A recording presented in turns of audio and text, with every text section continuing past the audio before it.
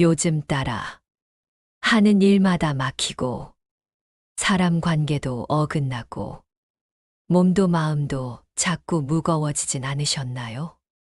왜 이렇게 되는 일이 없을까? 이런 말 한 번쯤 해보셨을 겁니다. 부처님께서는 말씀하셨습니다. 운이 막힌 것이 아니라 마음이 막힌 것이다. 운이 흐르지 않는다는 건 곧 내 마음의 물길이 흐르지 않고 있다는 뜻입니다. 그렇다면 그 막힌 물길을 어떻게 다시 트일 수 있을까요? 지금부터 함께 알아봅니다. 운이 막혔을 때 바꾸는 3가지 마음의 습관. 당신의 운도 삶도 조용히 달라지기 시작할 것입니다. 사바세계에 더운 바람이 스쳐가는 어느 날, 마을 어귀의 한 사내가 고개를 떨군 채 앉아 있었다. 그의 옷자락은 먼지투성이었고 발밑에는 사라진 희망이 무겁게 깔려 있었다. 왜 이다지도 일이 풀리지 않는 것인가? 그의 속삭임은 고요한 바람 속에 흩어졌고 그때 멀리서 길을 걷는 스님의 발자국 소리가 들렸다. 붉은 가사를 두른 부처님께서 그를 향해 다가오고 있었다. 그 사내는 부처님을 알아보지 못했다.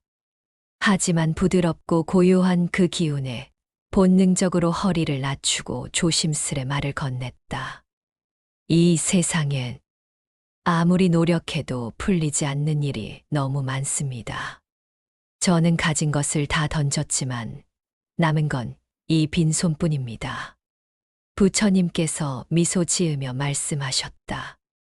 그대는 지금 손에 아무것도 없다고 말하는가? 그렇습니다. 일도 돈도 인연도 다 끊겼습니다. 어디 하나 되는 일이 없습니다. 잠시 침묵이 흘렀다. 부처님은 조용히 길가의 핀 들꽃을 바라보았다. 그리고 손을 뻗어 그 꽃을 조심스레 꺾은 뒤 사내의 손에 올려주셨다.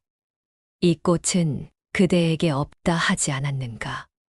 사내는 당황스러워했다. 그건 그냥 길가의 풀일 뿐입니다. 부처님은 고개를 끄덕이며 말씀하셨다.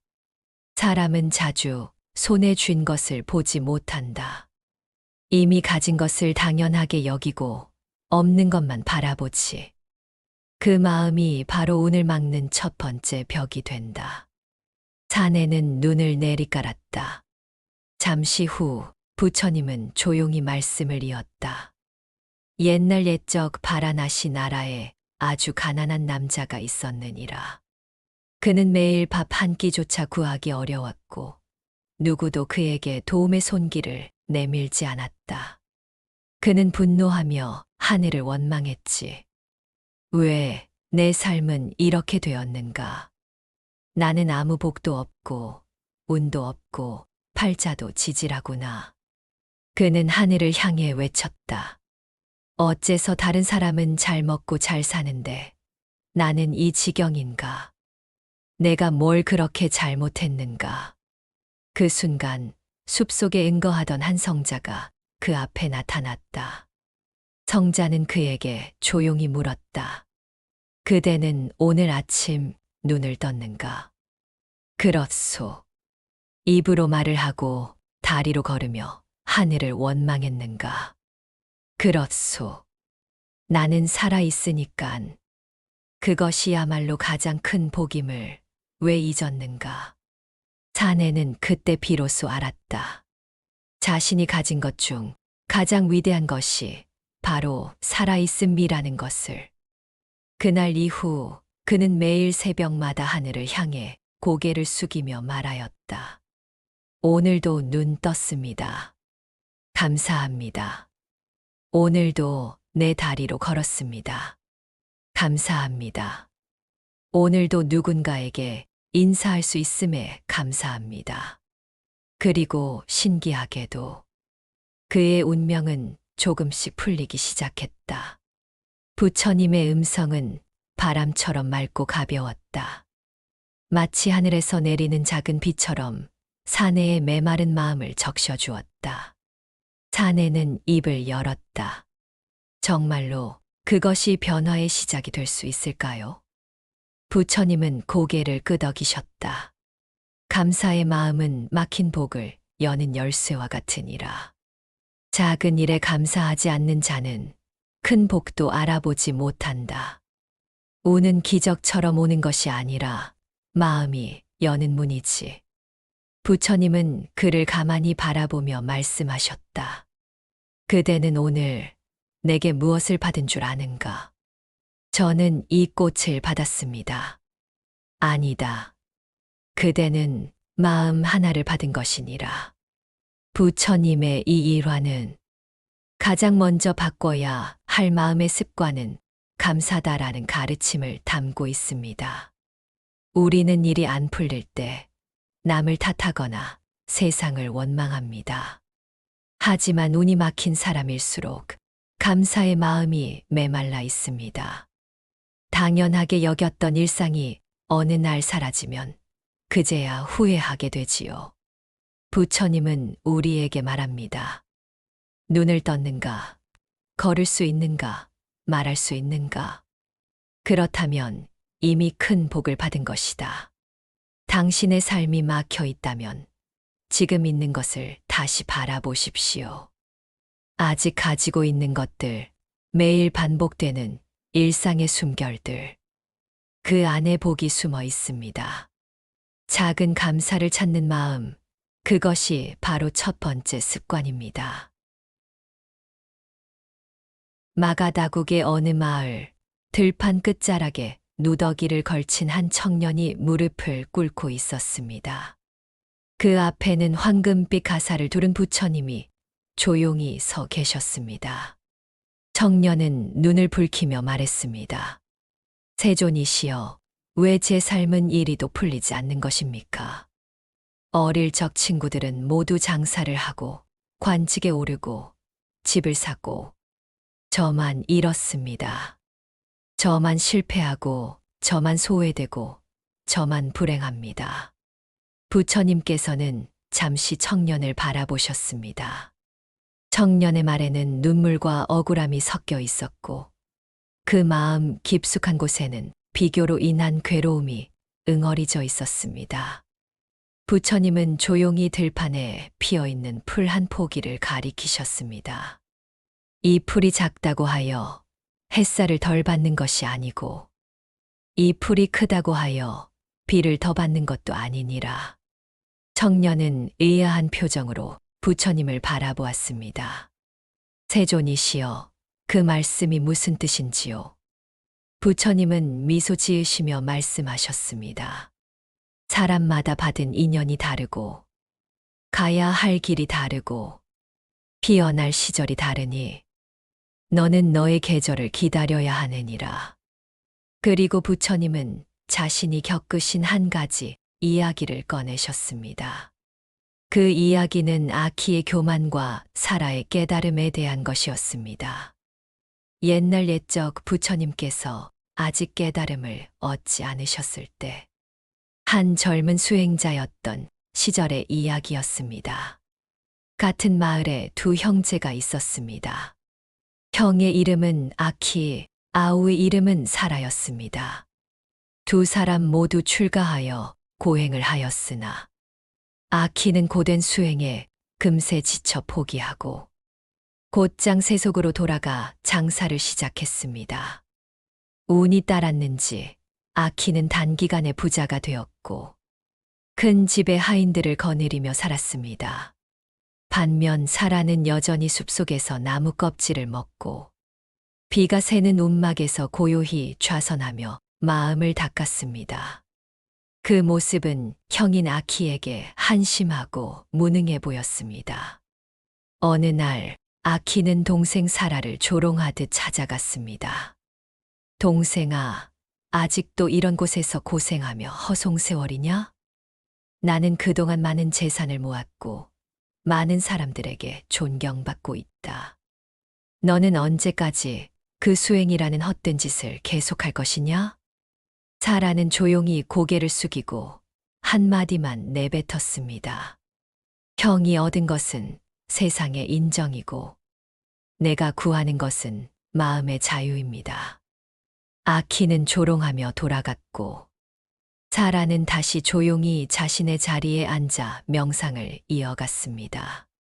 그리고 수십 년 후 부처님께서 깨달음을 얻고 마가다국을 지나실 무렵 그 형제의 삶은 완전히 달라져 있었습니다. 아키는 재산을 잃고 사람들에게 외면당하며 병든 몸으로 거리에 쓰러져 있었습니다. 그는 부처님이 오는 것을 보고 울며 말했습니다. 세존이시여, 저는 왜 이리도 추락하였나이까. 그토록 많은 재산과 사람들의 존경을 얻었거늘 지금은 아무도 저를 찾지 않나이다. 부처님은 고개를 끄덕이며 말씀하셨습니다. 내가 구한 것은 헛된 그림자였고 그림자는 해가 기울면 사라지나니라. 그날 아키는 크게 통곡했고 오래전 동생 사라가 남긴 말의 의미를 비로소 깨달았습니다. 부처님은 이야기 끝에 청년에게 물으셨습니다. 남과 비교할수록 너의 운은 막히고 너의 마음은 흐려지며 너의 길은 멀어지느니라. 너의 삶은 내가 피워야 할 꽃이지 남의 꽃밭에 잣대를 대는 일이 아니니라. 청년은 고개를 숙이며 되물었습니다. 그럼 저는 무엇을 바라보며 살아야 합니까? 부처님은 말씀하셨습니다. 남을 바라보지 말고 너의 발을 바라보거라. 너의 한 걸음이 곧 너의 길을 만들고 너의 길 위에 너의 복이 피어나느니라. 그날 이후 청년은 더 이상 친구들의 성공을 부러워하지 않았습니다. 남의 집 자식과 비교하며 부모를 원망하지 않았고 자신의 삶에 깃든 조용한 인연에 귀를 기울이기 시작했습니다. 그로부터 수년 후 그는 작지만 따뜻한 가정을 이루었고 작지만 사람을 살리는 약초 장수가 되어 살았습니다. 그는 한 번도 큰 돈을 벌지 않았지만 늘 마음에 햇살이 들었고 누군가 아프다 하면 가장 먼저 달려가던 사람이 되었습니다. 어느 날 제자 아난다가 부처님께 물었습니다. 세존이시여, 사람들은 왜 자꾸 남과 비교하며 괴로워합니까? 부처님은 빙그레 웃으시며 말씀하셨습니다. 마음이 지금에 머물지 못하면 항상 남에게 가 있기 때문이다. 지금 자신의 삶에 충실하면 남의 삶을 부러워할 이유가 없느니라. 그리고 부처님은 아난다에게 이런 개송을 읊으셨습니다. 남의 복을 헤아리지 말고 나의 업을 닦을지니 업은 내 그림자처럼 따르며 복은 내가 머무는 마음에 피어나느니라. 비교는 마음의 칼입니다. 겉으론 남을 겨누는 것 같지만 사실은 자기 가슴을 찌르고 있는 것입니다. 비교하는 마음을 놓을 때 비로소 내 삶의 고유한 향기를 느낄 수 있고 내 운명의 물줄기가 다시 흐르기 시작합니다. 부처님께서 우리에게 가르치신 두 번째 마음의 습관은 바로 이것입니다. 남과 비교하지 말고 자신에게 충실하라. 그 마음이 바로 막혔던 문을 여는 두 번째 열쇠입니다. 한 마을에 평생을 성실히 살아온 늙은 농부가 있었다. 그는 자신의 밭을 일구며 매일 아침 정성껏 기도를 올렸지만 수확은 좀처럼 늘지 않았고 주변 이웃과도 마찰이 잦았다. 어느 날 밭을 지나가던 부처님께 그 농부가 절을 하며 물었다. 세존이시여, 저는 왜 이렇게 고달픈 삶을 사는 것입니까? 저에게 닥친 불운과 고통이 너무 큽니다. 부처님은 고개를 끄덕이며 천천히 이야기를 시작하셨다. 옛날 부처님께서 아직 깨달음을 얻기 전 한 수행자가 있었습니다. 그는 다른 이가 자신을 모욕하고 해를 끼칠 때마다 깊은 원망에 사로잡혔습니다. 그 마음은 점점 커져 그의 수행을 가로막았고 결국 그는 깊은 괴로움 속에 빠졌습니다. 어느 날 스승을 찾아가 이렇게 말했습니다. 스승님, 저는 왜 이 원망을 떨쳐낼 수 없습니까? 저를 괴롭히는 이들을 용서할 수 없습니다. 스승은 조용히 대답했습니다. 너의 마음에 담긴 원망은 내 자신을 가둔 쇠사슬이니라. 용서하지 않는 한 너는 스스로 지옥에 갇힐 뿐이다. 이 말을 듣고 수행자는 참회하며 스스로에게 물었습니다. 나는 과연 누구를 용서해야 하는가? 그는 결국 자신이 가장 크게 원망하는 대상이 바로 자신임을 깨달았습니다. 부처님은 그 농부에게 물으셨다. 너는 지금 누구를 원망하고 있느냐? 농부는 한참을 망설이다가 대답했습니다. 저를 괴롭힌 이웃과 나를 힘들게 한 과거의 일들, 그리고 저 자신마저도 원망합니다. 부처님은 미소 지으며 말씀하셨다. 그 마음을 내려놓아라. 그대가 원망하는 사람은 과거의 그림자이고 그 마음은 그대를 더욱 어둡게 할 뿐이다. 부처님은 한 이야기를 더 들려주셨다. 옛날에 한 왕자가 있었습니다. 그는 아버지 왕이 부당하게 자신을 벌주었다고 생각했습니다. 분노와 원망에 가득 차 왕자를 떠났고 복수를 꿈꾸며 세상을 떠돌았습니다. 그러던 중 어느 스님을 만나 그의 가르침을 들었습니다. 원망을 놓지 않는 자는 불행을 마음에 새기는 것이다. 용서는 스스로를 자유케 하는 열쇠니라. 왕자는 마음을 가다듬고 아버지에게 돌아갔습니다. 그리고 진심으로 용서를 구하고 서로의 마음을 열고 화해하였습니다.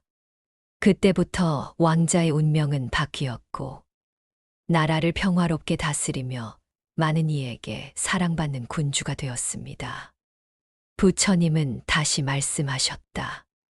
용서하지 못하는 마음이 막힌 운의 마지막 벽이다. 그 벽을 넘는 자만이 참된 자유를 얻고 삶의 흐름을 다시 회복하느니라. 농부는 고개를 숙이며 깊이 고개를 끄덕였다. 그리고 다음 날부터는 원망을 내려놓고 용서와 자비의 마음으로 밭을 일구기 시작했다. 하루하루 밭에 싹이 자라듯 그의 마음에도 평화와 기쁨이 자라났다. 부처님 말씀을 들은 제자 아난다가 물었다. 세존이시여, 원망을 내려놓는다는 것은 쉬운 일이 아닙니다. 그렇다면 어떻게 용서의 마음을 키울 수 있습니까? 부처님은 조용히 웃으며 답했다. 먼저 스스로를 용서하라. 모든 괴로움은 자신에게서 시작된다. 그리고 상대를 바라보지 말고 그 안에 갇힌 마음의 고통을 보라. 자비는 강요가 아니고 서서히 자라는 씨앗과 같다. 그 씨앗을 심고 매일 조금씩 물을 주는 것. 그것이 용서의 길이다. 부처님께서는 이 일화를 통해 우리에게 말씀하십니다. 원망과 분노는 자신을 가두는 감옥과 같습니다. 용서하지 못하시면 마음은 더욱 깊은 어둠에 갇히게 됩니다. 하지만 용서란 상대방을 위한 것이 아니라 나 자신을 위한 것입니다. 마음의 무거운 짐을 내려놓는 순간 삶의 흐름이 다시 시작됩니다. 오늘 혹시 원망하는 마음이 있으시다면 그 마음을 내려놓으시고 조금씩 용서의 씨앗을 심어보시길 바랍니다. 그것이 바로 운을 바꾸는 세 번째 마음의 습관입니다. 오늘 우리는 운이 막힌 듯 막막할 때 내 마음을 어떻게 다스려야 하는지 부처님의 지혜로운 가르침을 통해 배웠습니다. 첫 번째 마음의 습관. 작은 일에도 감사하는 마음은 지친 마음에 따스한 빛을 비추어 줍니다. 두 번째 습관.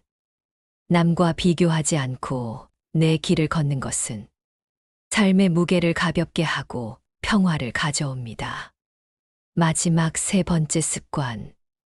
원망을 내려놓고 용서하는 마음은 내면의 쇠사슬을 풀어 자유로 이끌어 줍니다. 운은 먼 곳에서 오는 것이 아니라 바로 내 마음에서 시작됩니다.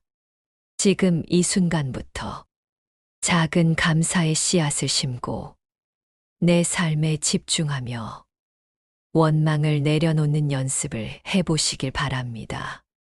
그리하여 흐름이 막힌 듯 했던 운명의 물길이 조용히 그리고 분명히 다시 열릴 것입니다. 부처님의 가르침이 당신의 삶의 평화와 희망이 되길 기원합니다.